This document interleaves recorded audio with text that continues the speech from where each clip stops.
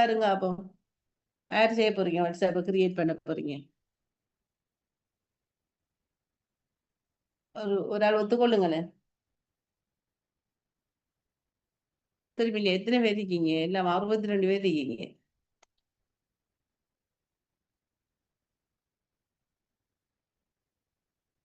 இந்த புள்ள செல்லுது. ஒரு புள்ள கேட்டீங்க இப்ப, ma'am notes book PDF send பண்ண முடியுமா? 12 சொல்லிட்டேன். மறையேன் புள்ள திரும்ப கேட்கீங்க. செமினார்ல இடையில இருக்கலையா? இல்ல லிசனிங் குறைபாடா? யாரு செய்வீங்க? உங்களோட நம்பர் என்ன? 1794. 1794. நீங்க எங்க இடம்? எங்க இடம்?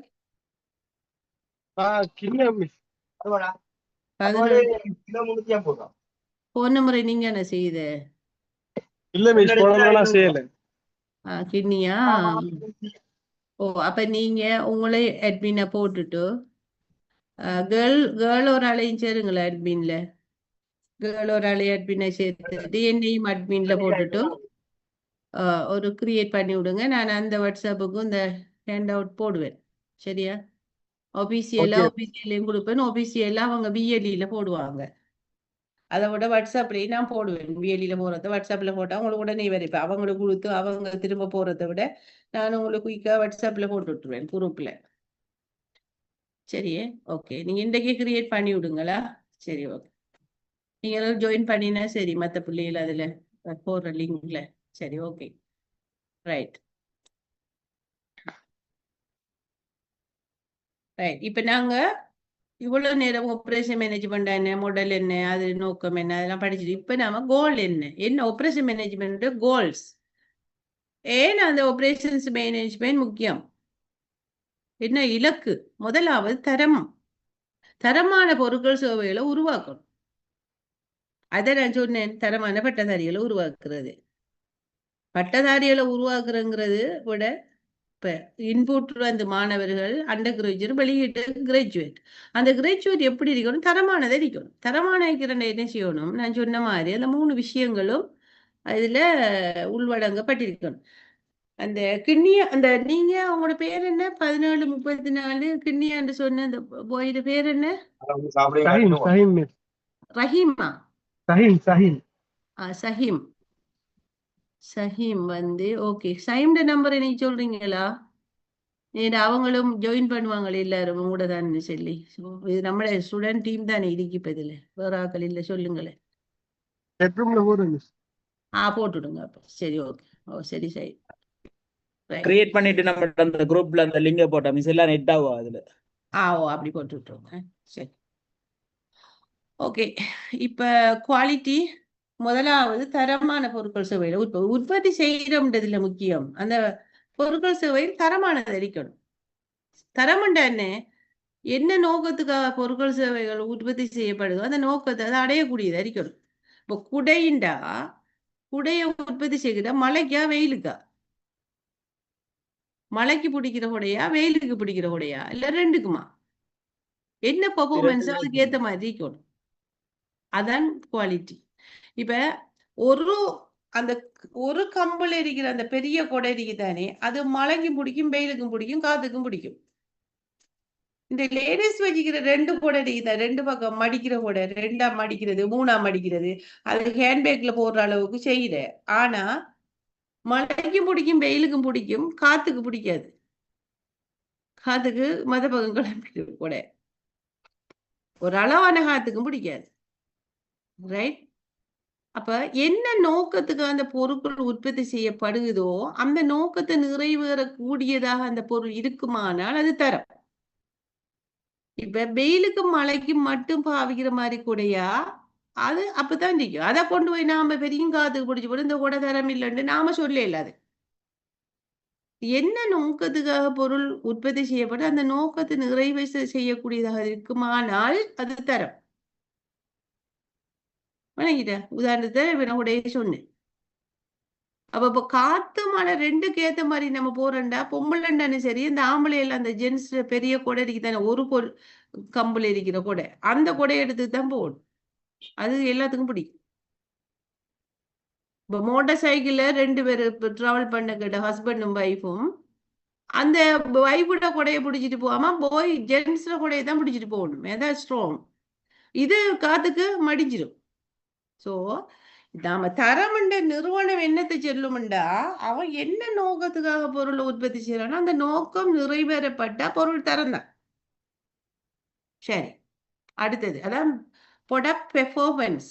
ப்ரொடக்ட் பெர்ஃபார்மன்ஸ் நான் போகிற தரம் பற்றி நிறைய படிக்க போகிறோம். 6 hours இருக்கு. அதில் நான் 3 hours செமினார் செய்வேன் உங்களுக்கு. அதில் ஒரு செக்ஷன் கட்டாயம் வரும் எக்ஸாமுக்கும். அதனால கட்டாயம் அதை கொஞ்சம் பெருசாக பார்க்கணும். ரைட்.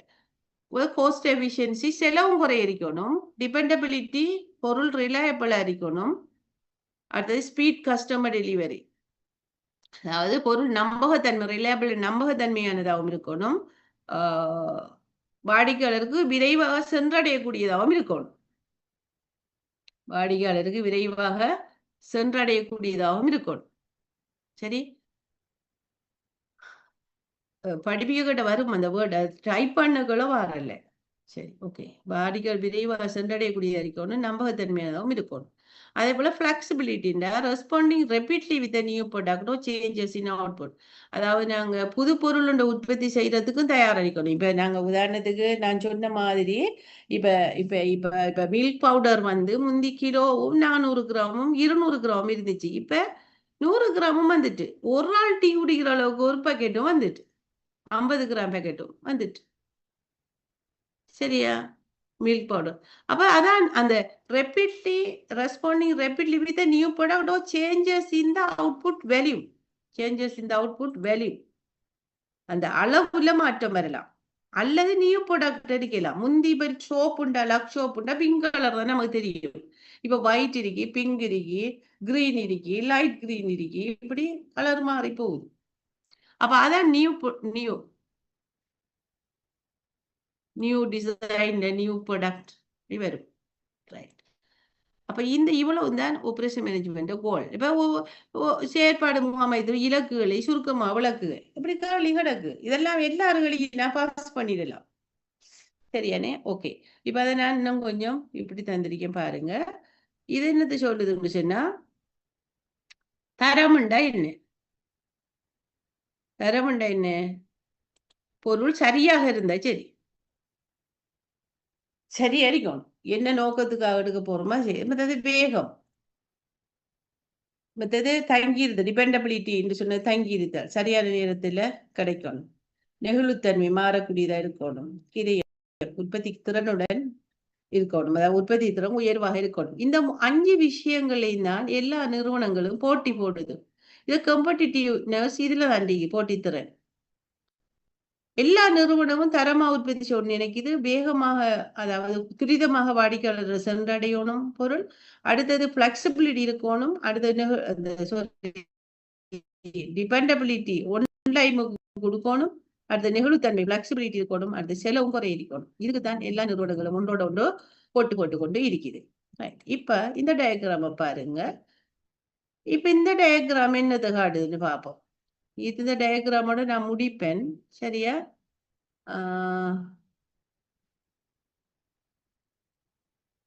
சரி, இதை பாருங்க. அந்த 5 விஷயம் இருக்கு. தரம், வேகம், கிரயம், சார்பு இயல்மை. அதுதான் நான் சொன்ன அந்த என்னது டிபெண்டபிலிட்டின்னு சொல்லி, அதுக்கு இன்னொரு வேர்ட் சார்பு இயல்மைன்னு சொல்றோம். நெகிழ்வுத்தன்மை. ரைட். இப்ப தரமான பொருளை வரணும்டா என்ன? பிழை இல்லாத செயல்முறைகள் இருக்கணும். செயற்பாடுகள் பிழை இல்லாம இருக்கணும். செய்முறைகள், செயல்முறைகளை செய்முறைகள்னு சொல்லலாம். செய்முறைகள் பிழை இல்லாம இருந்தா தரமான பொருள் வரும். தரமானது வந்தா பிழை இல்லாத, குறைபாடு இல்லாத பொருட்கள் மற்றும் சேவைகள் கிடைக்கும். அப்ப பிழை இல்லாத செய்முறை இருந்தா தரமான பொருள் வரும். பொருளையும் பிழைகள், குறைபாடுகள் இருக்காது. அதே போல வேகம்ண்டா, வேகமாக உற்பத்தி செஞ்சாதான் விநியோகமும் வேகமா இருக்கும். ரைட். அடுத்தது கிரயம், குறைந்தபட்ச செலவு, அதிகபட்ச பெறுமதிப்பு. ரைட். செலவு குறைவா இருக்கணும், அதனால வேல்யூ இன்க்ரீஸ் தானே அது. சரியா? பெறுமதி கூட இருக்கும். அப்ப செலவு குறைய இருந்தா விலையும் என்ன செய்யும்? குறைந்தபட்ச விலை.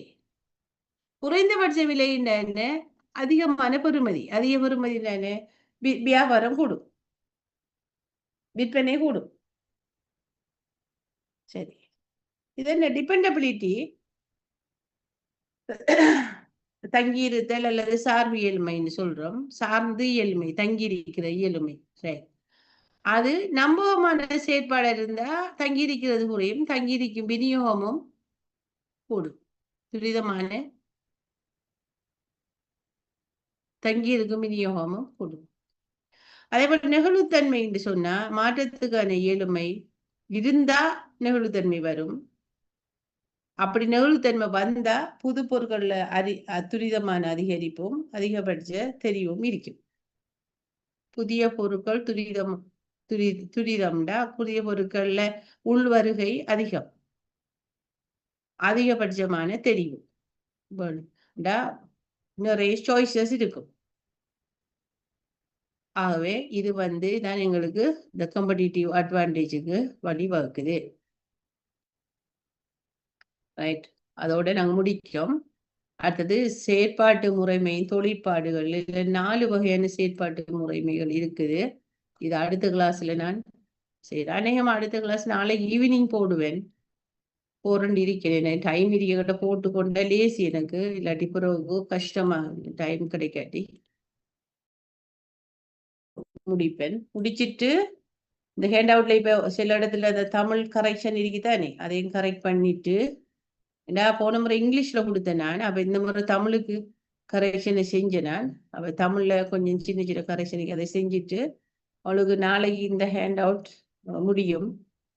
இன்னும் இதுல இருக்கு ஸ்லைட்ஸ் இருக்கு. இப்ப நாம நிச்சயம் 25வது ஸ்லைட்ஸ்ல 35 ஸ்லைட்ஸ் வரை இருக்கு. அப்ப நாங்க நாளைக்கு ஒருக்கா சரியா ஒரு நாளைக்கு அதேமா ஈவினிங் 2க்கு போடுற ஐடியா இருக்கு. அதுக்கடையில ஒரு வேலையும் இருக்கு. அந்த வேலை முடிஞ்சா ஒரு 2:30க்கு போடுவேன். சரியா? அப்ப அது போறோம் நான்